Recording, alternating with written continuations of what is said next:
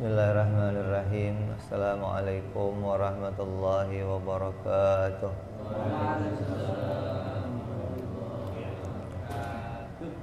Al-Fatihah ila ruhi sayyidina wa habibina wa syafi'ina Rasulillah Sayyidina Muhammad ibn Abdullah sallallahu alaihi wa alihi wa sahbihi wa azwajihi wa dhurriyyatihi. Inna Allah ya'li darajatin fil jannah wa yanfa'una bi asrarihim wa anwarihim wa ulumihim wa nafahatihim wa barakatihim fid dini wa dunya wal akhirah wa ja'aluna min hizbihim yarzuquna mahabbatahum wa yatawaffana ala millatihim wa yahshuruna bi zumratihim bil afiyatin wa salamatin lahumul Fatihah. A'udzu billahi minasy syaithanir rajim. Bismillahirrahmanirrahim. Alhamdulillahi rabbil alamin arrahmanir rahim maliki yaumiddin. Iyyaka na'budu wa iyyaka nasta'in ihdinas siratal mustaqim. Siratal ladzina an'amta 'alaihim ghairil maghdubi 'alaihim waladdallin. Amin. Bismillahirrahmanirrahim. Nawaitu ta'alluma wa ta'lima wa tadhakkura wa tadhkira wa naf'a wal intifa'a wal ifadata wal istifadata wal hitha ala tamassuki bi kitabillahi wa sunnati rasulillah sallallahu alaihi wasallam wa du'a ilal huda wa dilalata ala al-khairi ibtigha'a mardatihi wa qurbihi wa thawabihi wa husnil khatimah ma'al lutfi wal afiyah salahil akibah. Bismillahirrahmanirrahim. Alhamdulillah rabbil alamin. Wassalatu wassalamu ala asyrafil anbiya'i wal mursalin Sayyidina wa habibina wa syafi'ina wa maulana Muhammadin wa ala alihi wa sahbihi ajma'in. Amma ba'du. Qala musanniful kitab rahimahullah wa nafa'ana bihi wa bi'ulumihi fid darain. Allahumma aftah qulubana futuhal arifin wa bihikmatika wansur alaina birahmatika ya arhamar rahimin. Ila an qal. Si pembukaan ya? Hah? Hah?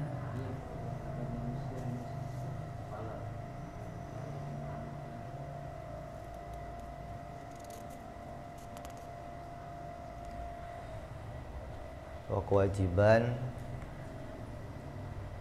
seluruh manusia atau seluruh mukallaf, kewajibannya adalah masuk ke dalam agama Islam serta menetap selama-lamanya di dalam agama Islam. Ini yang dipesankan semua nabi-nabi kepada anak-anaknya, kepada umatnya, wala tamutunna illa wa antum muslimun. Janganlah sampai kalian mati kecuali berada menetapi iman Islam. Allahumma ja'alna minhum.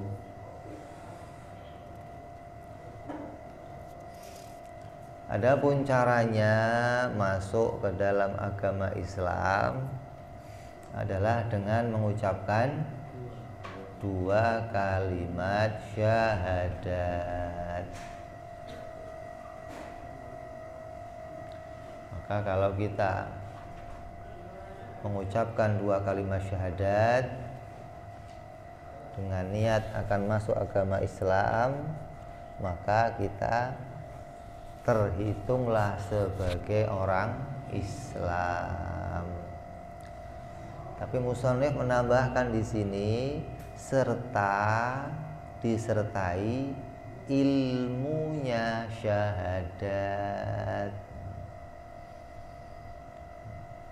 nggak cuman ngucapin 2 kalimat syahadat, tapi harus disertai ilmunya, ngerti maknanya.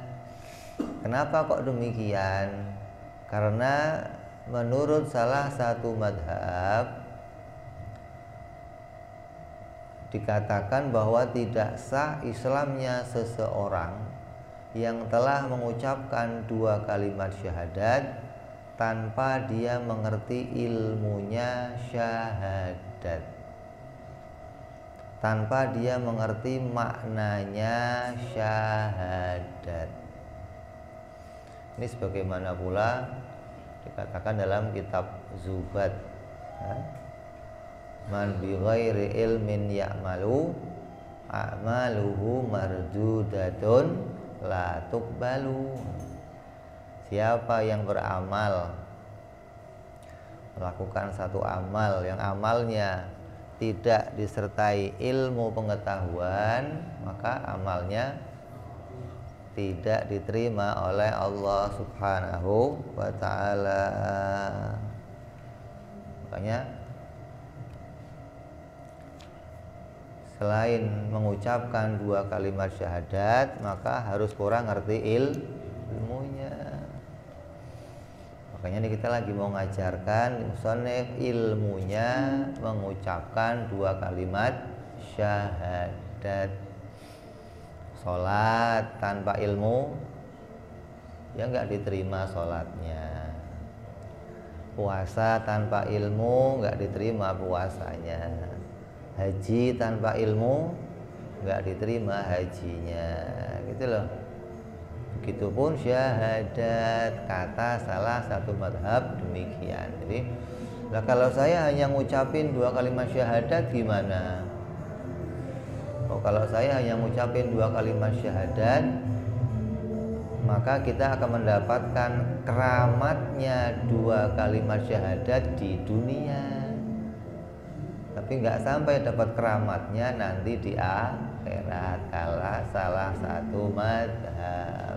Apa keramatnya 2 kalimat syahadat di dunia? Banyak orang yang mengucapkan 2 kalimat syahadat di dunia, maka dia akan dihitung sebagai orang Islam. Terus darahnya dipelihara, darahnya dilindungi, tidak boleh ditumpahkan kecuali atas hak-haknya Islam. Dia kalau mati dikubur di kuburnya orang Islam. Kalau dia ada rampasan perang, dia akan dapat ghanimah. Kalau ada anaknya orang Islam, dia boleh mengawininya. Kalau dia sakit boleh ditengokin. Kalau dia motong hewan boleh kita makan. Itu sebab-sebab dia mengucapkan 2 kalimat syahadat, maka dia mendapatkan begitu banyak keistimewaan di dunia, gitu loh. Makanya orang yang akan sudah di hatinya ini sudah mantap untuk masuk Islam, lalu minta kalian agar dia dimasukkan dalam agama Islam, maka bersegera masukkan orang itu dalam agama Islam.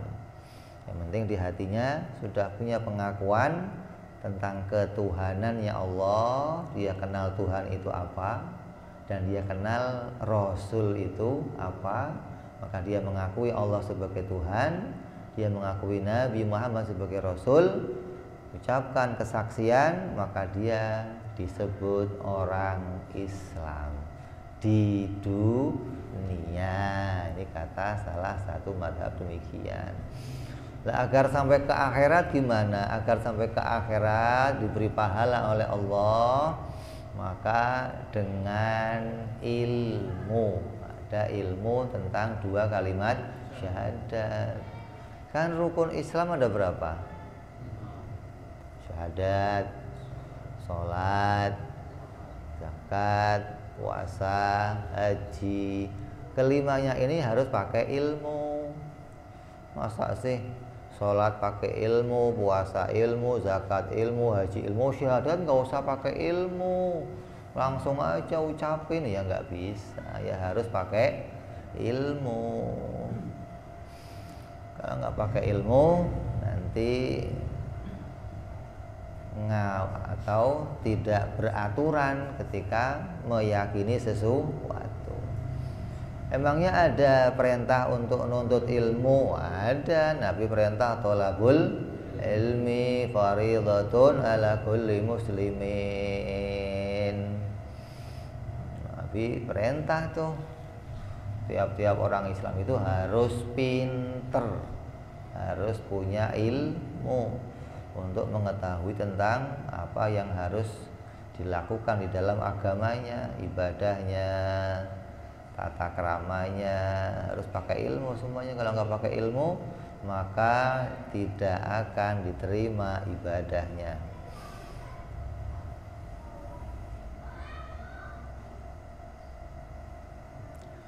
Nah, kalau umpamanya dari sekian macam ilmu, kamu suruh ngaji macam-macam ini, macam-macam ngaji itu, punya kewajiban ini, kewajiban itu. Kalau ditanya mana yang harus saya pelajari lebih dulu dari sekian macam ilmu itu, mana ilmu apa dulu yang harus saya pelajari? Maka ulama mengajarkan ilmu yang harus dipelajari yang terpenting di antara semua yang paling penting. Lah, saya pengen tahu caranya gimana. Ini penting, ini lebih penting, ini kurang penting. Cara ngukurnya gimana? Untuk mengetahui sesuatu itu penting atau kurang penting, cara ngukurnya gimana?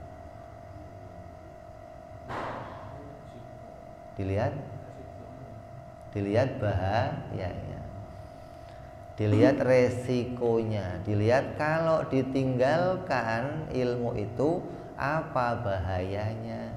Maka semakin tinggi bahayanya berarti itu semakin penting didahulukan, gitu ngukurnya. Mau belajar ilmunya sholat, ilmunya puasa, ilmunya haji, ilmunya zakat, penting semua tuh. Tapi ilmunya syahadat itu paling penting. Kenapa? Karena resikonya bisa sampai masuk neraka yang selama-lamanya. Orang yang sampai nggak kenal Allah, nggak kenal Rasul, resikonya itu masuk neraka yang selama-lamanya. Maka ini resiko yang paling bahaya di antara semua resiko-resiko yang lain, gitu loh. Nggak ngerti ilmunya sholat nih, berarti sholatnya acakan, maka dianggap kamu berdosa. Kalau berdosa, maka jadinya masuk neraka. Tapi nerakanya orang Islam. Kamu hajinya nggak pakai ilmu, maka dosa. Berarti kamu dihitung nggak pergi haji, maka maksiat. Berarti kamu akan dimasukkan neraka. Neraka mana? Nerakanya orang Islam. Begitu loh. Meninggalkan puasa, maka tidak sampai dikatakan kafir. Meninggalkan zakat, meninggalkan haji karena nggak tahu ilmunya, maka dikatakan berdosa. Tapi kata salah satu madhab, kalau kamu nggak ngerti tentang Allah, nggak ngerti tentang Rasulullah, maka kamu bisa dihitung tidak sah imannya.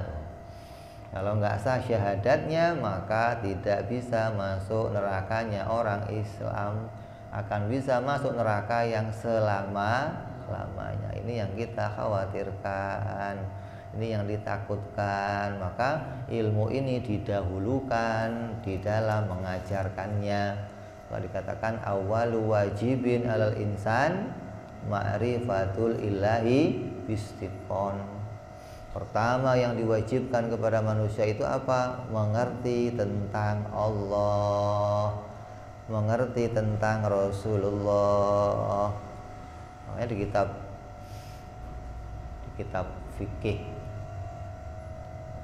fikihnya Imam Syafi'i dan para pengikutnya itu dikatakan di kitab-kitab fikih mereka, umur 7 tahun itu enggak hanya ngajarin tentang sholat. 7 tahun itu diajarkan pula anaknya itu kenal Nabi, kenal Allah, diajarkan sifat-sifat Allah, sifat-sifat para rasul, hingga mereka di hatinya tertancap tentang keimanan kepada Allah dan kepada Rasulullah sejak kecil. Wajib itu diajarkan. Makanya kita kenal wujud kita mbako mulai umur berapa? Dari kecil, wujud kita mbako. Kenapa? Memang itu sudah diajarkan agar di hati kita terpatri mengenal sifat-sifatnya Allah Subhanahu wa ta'ala, terpatri mengenal sifat-sifat para Nabi alaihi wassalatu wassalam. Jadi ini wajib ditekankan untuk kita sampaikan lebih dahulu. Apa itu? Mengerti atau mengajarkan tentang ilmunya dua kalimat syahadat. Kenapa demikian? Karena banyak di antara saudara-saudara kita yang mereka itu mengaku beragama Islam, tapi mereka nggak ngerti asalnya mereka itu disebut orang Islam itu kenapa gitu loh. Ya. Ente jadi Islam umur berapa? Ya. Dari lahir jadi orang Islam. Berarti kamu asalnya jadi orang Islam kenapa? Karena bapaknya Islam. Jadi karena bapaknya Islam maka otomatis jadi Islam. Ini ada Islam otomatis gitu loh maksudnya. Ya.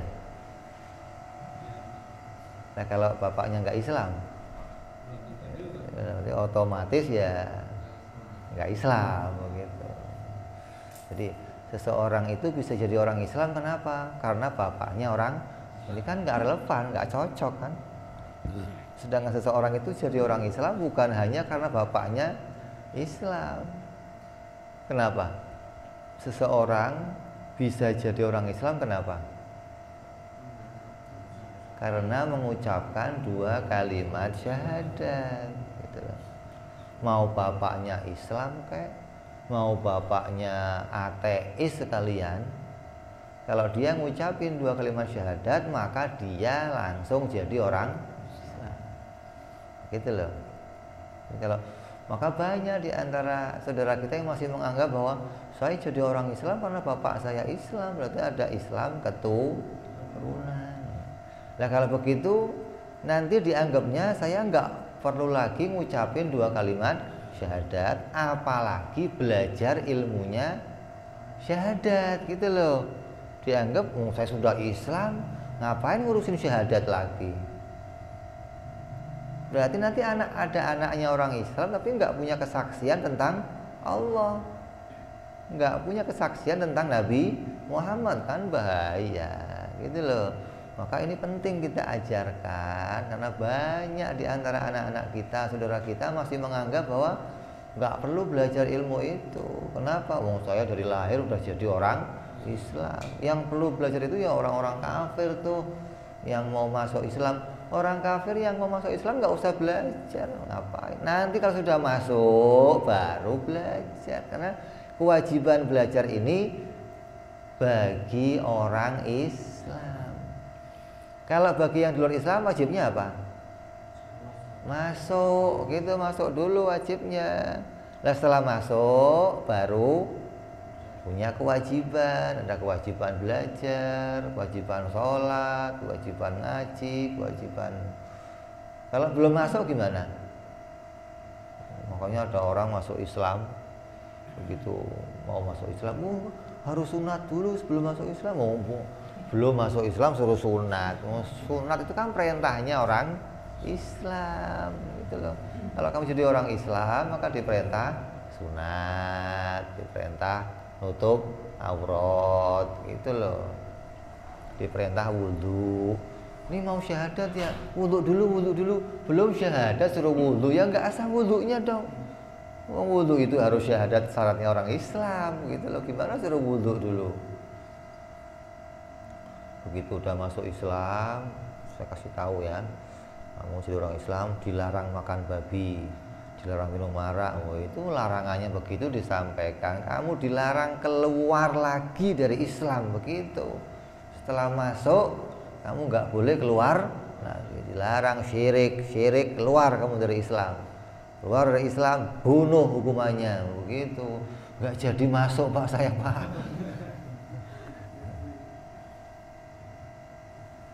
Jadi banyak di antara kawan-kawan kita sendiri, saudara kita sendiri yang belum tahu.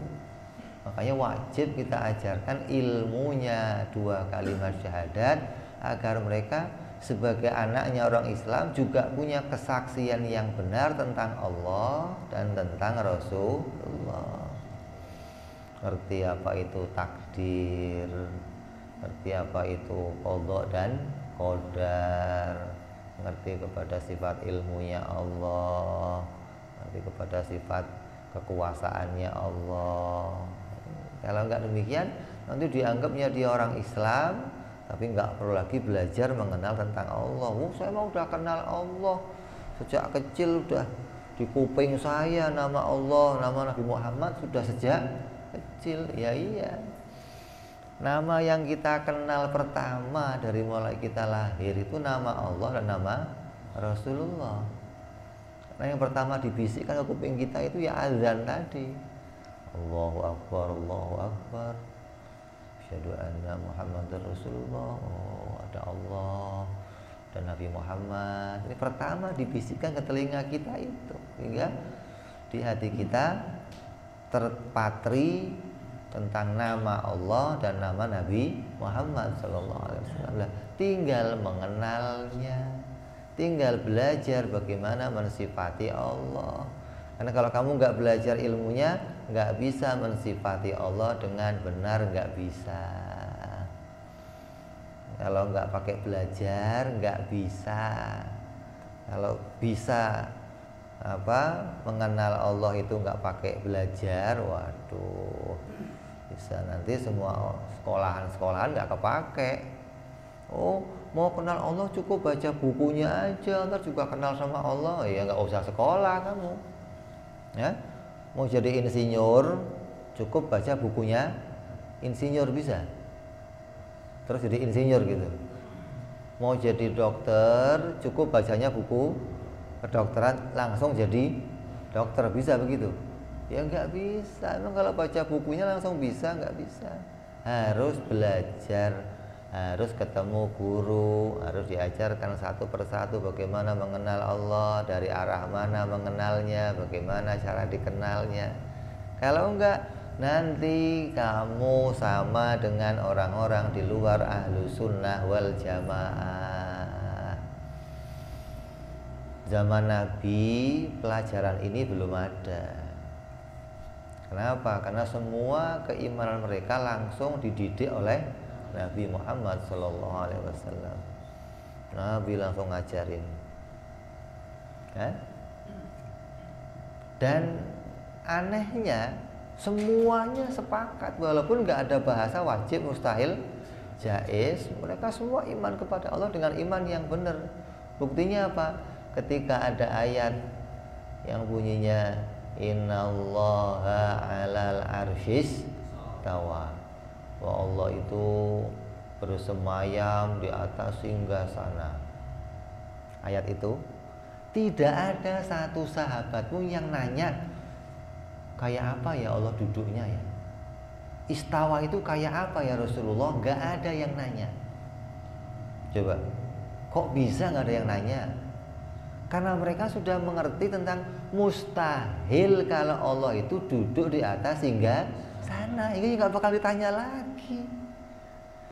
Mereka sudah tahu mana yang wajib bagi Allah, yang mustahil bagi Allah, yang jaiz bagi Allah. Maka mereka nggak nanya lagi Allah itu duduk di kursi kayak apa. Ya nggak ditanya, itu hal yang mustahil. Mereka iman Allah itu bukan jirim, Allah bukan benda, Allah tidak bersemayam di atas. Bagaimana mau nanya tentang duduknya Allah? Nah, kenapa orang sekarang kok mulai nanya tentang Allah itu duduk, bagaimana duduk?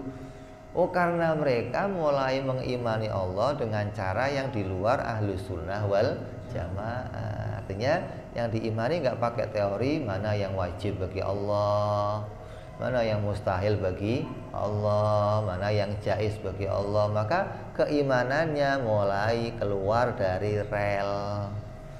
Yang mustahil bagi Allah nanti disifatkan pada Allah. Allah ada di atas. Allah turun sepertiga malam sesuai hadisnya Nabi SAW. Allah naik. Ini sesuatu yang mustahil bagi Allah akan disifatkan kepada Allah ketika cara mengenalnya Allah tidak dituntun dengan cara ahli sunnah wal jamaah. Gitu loh. Maka wajib kamu belajar ilmu ini agar keimanan kamu tetap pada relnya ahli sunnah wal jamaah sesuai dengan jalan yang disampaikan oleh Nabi Muhammad Sallallahu Alaihi Wasallam. Mengenal Allah itu pakai basiroh, pakai mata hati, mengimani apa yang wajib bagi Allah, yang mustahil bagi Allah, dan yang jaiz bagi Allah Subhanahu wa Ta'ala. Itu yang diajarkan di dalam teori, teologi atau ilmu tauhidnya ahlu sunnah wal jamaah. Jadi kalau kamu kok saya juga pernah belajar ilmu tauhid tapi nggak begitu, Bib.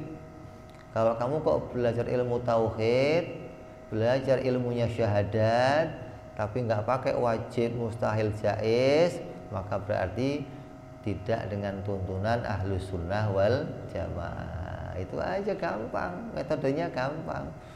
Yang diajarkan sifat Allah apa? Ya wujud, qidam, baqa, mukhalafah, hawadis. Itu sudah jadi pegangannya anak-anak kita sejak kecil. Kalau kamu kok ketemu nanti guru di tengah perjalanan kamu hidup di sono, mereka kok mengajarkan wujud gitu, sejalan dengan kamu tuh. Itu gampang kan? Oh, kalau ngajarin kok wajib, mustahil, jaiz, sejalan tuh dengan kamu tuh. Ketika nggak pakai itu, ya keluar. Mau mengenal Allah pakainya Al-Quran dan hadis gimana? Ya nggak bisa. Kok nggak bisa mau kenal Allah pakai Quran, pakai hadis? Ada surat. Kamu dapat sebuah surat, kamu baca suratnya, terus dari surat itu kamu pengen kenal yang kirim surat. Yang kirim surat kayak apa kira-kira orangnya? Belum kenal yang ngirim, terus dari surat itu kamu mau kenal kepada yang kirim surat, gitu loh. Itu kalau kamu nggak ngerti isi suratnya bener-bener ya nggak bisa. Makanya bisa nggak, Bib, kita kenal Allah pakainya Al-Quran dan hadis, nggak pakai di fikir. Kalau kenalnya Allah pakai Al-Quran dan hadis murni, maka kamu akan terjebak di dalamnya. Karena dalam bahasa Al-Quran itu ada bahasa yang rumit, ada ilmu yang harus kamu kuasai sebelum kamu bisa mengenal kepada Allah. Kamu akan punya kamu harus menempuh dua ilmu. Apa? Ilmu tentang tafsir Quran dan ilmu mengenal Allah. Kalau mau kenal Allahnya pakai Al-Quran. Lah, kalau pakai Al-Quran terus ilmu tafsirnya nggak dikuasai, tapi baca Al-Quran ya rusak. Karena untuk paham Quran harus pakai ilmu tafsir dulu. Ini kalimatnya kalimat mutasyabihat, ini kalimatnya kalimat muhkamat. Oh, ini nusah, ini mansuh. Oh, ini kalimat am, ini kalimat khos. Oh, ini kalimat kul, ini kalimat juz. Ini jame, ini susah kalau nggak nguasain itu. Terus mau nafsirin Quran susah. Jadi harus belajar ilmu tafsir dulu, baru belajar kenal Allah. 2 kali ilmu kamu belajar Quran, gitu. Makanya ahli sunnah menuntun, membuat metode sendiri untuk belajar ilmunya 2 kalimat syahadat dengan ilmu tauhid. Siapa yang nuntun ilmu ini, Bib? Yang nuntun ilmu ini namanya Imam Abu Hasan Al-Asy'ari yang hidup pada tahun 300 Hijriah. Maka beliau termasuk pada salafuna soleh. Ada yang mengatakan, oh salafuna soleh mah terakhir sampai Imam Ahmad bin Hambal doang, habis itu enggak. Beda-beda ulama memutuskan tahun berapa kurunnya salafuna soleh. Ada yang mengatakan 300 Hijriah, ada yang mengatakan lagi 500 Hijriah ke atas dihitung salaf. Kalau kemari dihitung namanya apa? Kholaf, orang yang belakangan gitu loh. Jadi ilmu ini walaupun nggak diajarkan oleh Nabi Shallallahu Alaihi Wasallam, sahabat-sahabat Nabi semuanya mengerti tentang yang wajib, mustahil dan jaiz bagi Allah. Hanya setelah Imam Asy'ari maka dinamakanlah batasan-batasannya untuk mengenal Allah. Sebatas mana kenal Allah? Oh, sebatas mengenal mana yang wajib bagi Allah, mana yang mustahil bagi Allah, mana yang jaiz bagi Allah. Nah, dianggap telah menggugurkan kewajiban mengenal Allah. Begitupun mengenal Nabi sebatas mana? Mengetahui mana yang wajib bagi Nabi, yang mustahil bagi Nabi, yang jaiz. Bahkan dulu kan nggak begitu, iya. Tapi mereka tetap imannya sama dengan wajib, mustahil, jaiz. Kayak gambarannya sholatnya zaman Nabi nggak pakai ilmu fikih, kira gitu. Kan belum ada rukun sholat sekian, rukun wudhu sekian. Tapi mereka mengerjakan dengan cara yang sama. Diawali pakai niat, takbir, lalu fatihah, lalu terus sampai selesai rukunnya, jumlahnya 17 rukun, semua dikerjakan oleh sahabat Nabi. Jangan dikira di zaman itu belum ada ilmunya terus beda dengan kita, enggak. Dulu itu diajarkan langsung, sekarang dibukukan oleh orang-orang yang punya kemampuan, gitu loh. Karena mereka saking cerdasnya, apa yang telah mereka terima, mereka susun jadi mata pelajaran. Kayak tajwid. Di zaman Nabi ada tajwid enggak? Belum ada. Jadi kalau baca Quran gimana? Nggak pakai tajwid? Kira-kira Nabi kalau baca Quran pakai tajwid nggak? Yo, fasih-fasihnya Quran Nabi dong. Hingga kamu bisa tahu tajwid karena cara bacanya Nabi, gitu loh.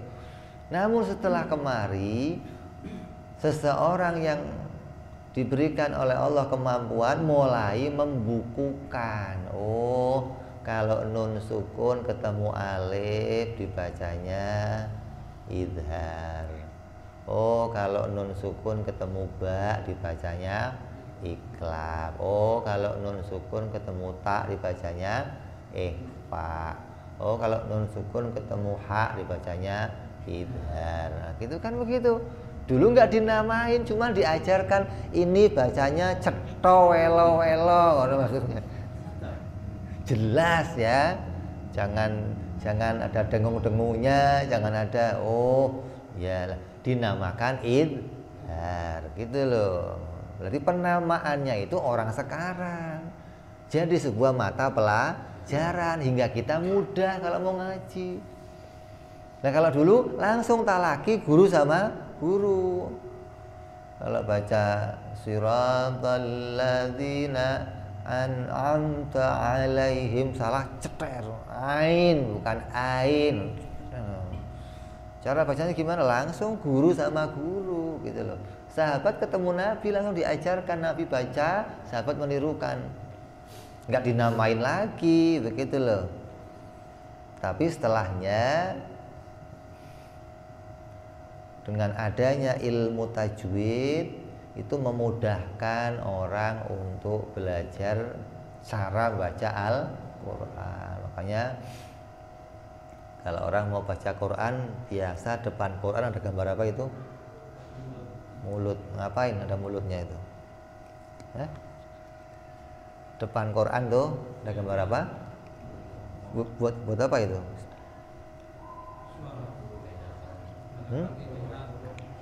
makharijul huruf, tempat keluarnya gitu loh. Kalau keluarnya nggak beres gimana ya, nanti bacaannya nggak beres.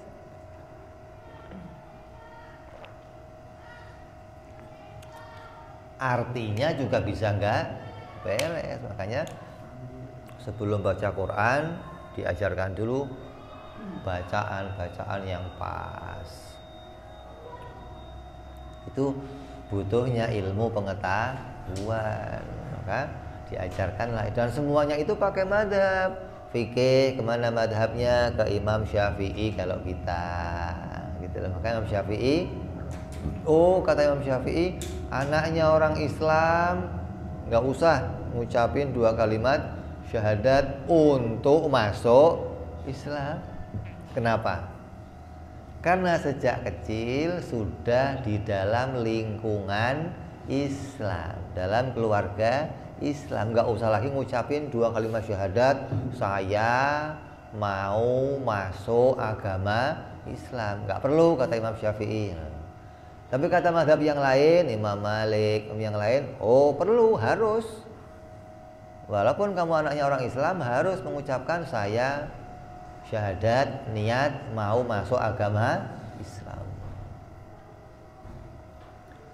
Nah kata Imam Syafi'i, kalau nggak perlu terus gimana? Cukup syahadat di dalam sholat. Berarti dia jadi orang Islam karena dia mengucapkan 2 kalimat syahadat. Karena dia mengakui tentang ketuhanannya Allah dan kenabiannya Nabi Muhammad SAW. Terus selanjutnya apa? Wajib berikutnya mengetahui ilmunya, mengenal tentang sifat-sifat Allah, kenal sifat-sifat Rasulullah. Bukan terus, karena saya udah jadi orang Islam gak usah lah saya belajar ini yang berat. Fikih madhab Imam Syafi'i, hadis Imam Bukhari, Imam Muslim, Imam Nasai, Imam Tabrani, Imam berapa? Kutubus Sittah. Ada sekarang Kutubus Sab'ah. Terus tafsir kemana? Imam Jalalain, Jalaluddin Al-Mahalli, dan Imam Jalaluddin As-Suyuti. Kalau kamu bicara ilmu tafsir, maka semua ilmu tafsir akan menginduk ke kitab Jalalain. Kalau enggak, keluar. Di tafsir punya madhab sendiri, fikih punya madhab sendiri, tauhid punya madhab sendiri, gitu loh. Tasawuf ya madhabnya Imam Junaid Al-Baghdadi atau Imam Al-Ghazali yang termasuk mujaddid, termasuk pula Al-Habib Abdullah bin Abdul Haddad radhiyallahu anhu, mujaddid dalam ilmu tasawuf. Dalam ini menginduk ke mereka itulah pelajaran-pelajaran yang kita peroleh sekarang. Lah mereka dari mana? Mereka ya langsung sampai kepada Nabi Shallallahu Alaihi Wasallam. Jadi sanad keilmuannya demikian. Kalau kita kok mau kenal Allah nggak pakai ilmu ini, lah caranya gimana? Sama kayak kamu mau belajar ilmunya sholat tapi nggak pakai ngerti rukun-rukunnya sholat, cuma ngeliatin orang sholat doang, ya nanti kamu nggak ngerti mana yang rukun, mana yang sunnah ab'ad, mana yang sunnah hayat, kamu nggak ngerti. Mana yang itu hiasannya sholat ditinggalkan boleh, mana yang bagian dari pokok-pokoknya sholat yang kalau kamu tinggalkan harus kamu ganti dengan yang lain, kamu nggak ngerti jadinya kalau hanya ngeliatin doang. Maka penting kita mengajarkan ini agar kita tahu asalnya kita jadi orang Islam itu adalah dengan mengucapkan 2 kalimat syahadat. Makanya mari kita tekankan ini kepada anak-anak kita, tetangga kita, keluarga kita, agar mereka semuanya bisa menjadi orang-orang yang mengenal kepada Allah Subhanahu wa taala, mengenal kepada Rasulullah sallallahu alaihi wasallam dengan pengenalan yang benar sesuai jalannya Ahlus Sunnah wal Jamaah. andai tidak muncul perpecahan di dalam mengenal Allah, maka ilmu ini gak wajib diajarkan. Di antara perkara-perkara yang baru dan termasuk bid'ah itu diantaranya ini, mengajarkan ilmu tauhid, membukukan ilmu tauhid, sama dengan menulis Al-Quran menjadi 30 juz, itu bid'ah, tapi bid'ah yang wajib. Kalau nggak dikerjakan gimana? Nanti orang nggak akan lagi bisa mengerti Al-Quran. Kalau ini nggak diajarkan, nggak dibukukan, gimana? Nanti orang-orang jadinya keluar dari jalannya ahlu sunnah wal jamaah. Nanti imannya kepada Allah jadinya rusak, kenalnya Allah jirim, Allah ada di atas, Allah ngeliatin kita dari atas, Allah naik, Allah turun, Allah punya tangan, Allah punya wajah. Maka keimanan yang demikian, keimanan yang keluar dari jalannya ahlu sunnah wal jamaah. Apalagi menjadi orang-orang Qadariyah, Mu'tazilah, ini pemikirannya menganggap manusia punya kemampuan sendiri untuk menentukan nasibnya, untuk menentukan hasilnya, bukan datang dari pertolongan Allah Subhanahu wa ta'ala. Ini kan keluar dari relnya Ahlus Sunnah. Maka kalau sampai ini gak diajarkan akan berbahaya. Maka untuk menghilangkan bahaya itu wajib seseorang mengajarkan ilmu ini, membukukan ilmu ini agar menyelamatkan akidahnya umat Islam hingga tetap pada relnya akidah Nabi, akidah sahabat, akidah yang sesuai dengan jalannya Ahlus Sunnah wal Jamaah. Semua orang ngakunya Ahlus Sunnah, saya Ahlus Sunnah, saya Ahlus Sunnah. Kenapa? Karena Ahlus Sunnah itu ajaran yang baik. Semua pengen dihitung Ahlus Sunnah wal Jamaah. Sunnah itu maknanya sesuai dengan jalannya Nabi. Ahlu thariqatun Nabi gitu loh. Ahlus Sunnah maknanya ahlu thariqah Nabi. Nah, apa yang dikerjakan Nabi jadi sunnah. Sunnah ya thariqatun Nabi gitu. Wal Jamaah sesuai dengan kesepakatannya para ulama, bermadhab, ikut ijma'nya para ulama. Di akidah yang demikian, yang sesuai dengan jalan ini, kalau nggak diajarkan nanti orang-orang ini keluar dari jalan tersebut. Lalu ikut siapa? Ya nggak tahu sudah.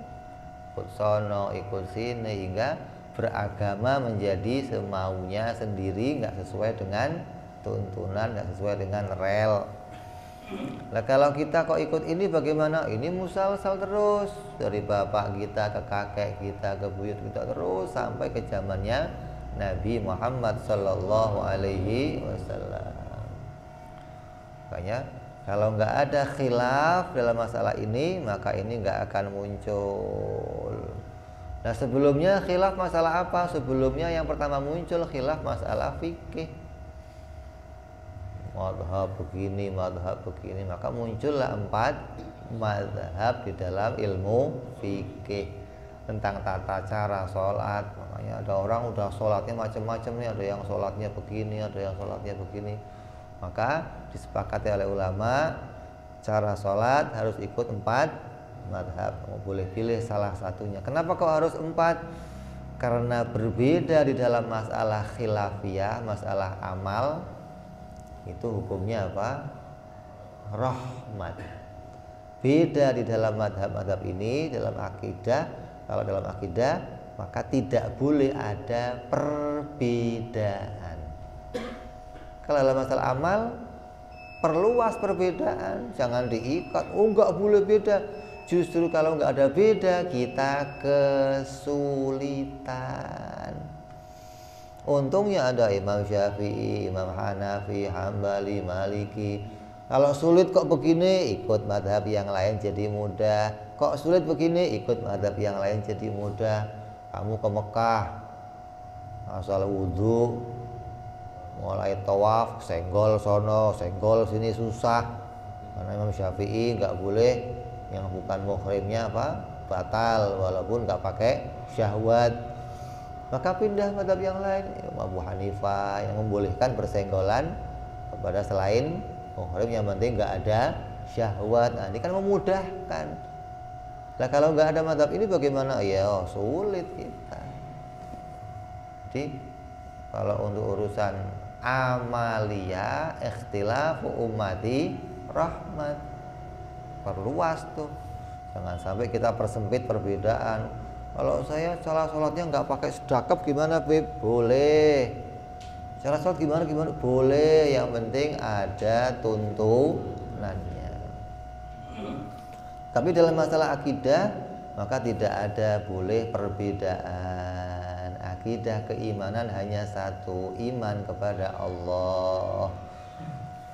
Nggak ada cara yang lain untuk iman kepada Allah dengan cara yang benar, sesuai dengan cara yang diajarkan oleh aslafuna sholeh, para pendahulu-pendahulu kita yang tertuntun sampai kepada Imam Abu Hasan Al-Asy'ari dan Imam Abu Mansur Al-Maturidi. Ini yang kita kaji hari ini, tentang bagaimana wajibnya kita semua mengajak